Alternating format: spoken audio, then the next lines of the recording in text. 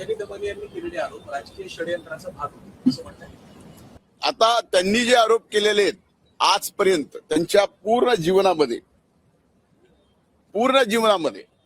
मग माननीय खडसे साहेबांवर केले असतील, माननीय अजितदादांवर केली असतील, माननीय तटकरे साहेबांवर केली असतील, माझ्यावर केली असतील किंवा आणखीन अनेक जणांवर, आपणच सांगा की त्यांनी केलेला एक तरी आरोप या राज्याच्या किंवा सर्वोच्च न्यायालयामध्ये एक तरी आरोप त्यांचा खरा ठरलाय का?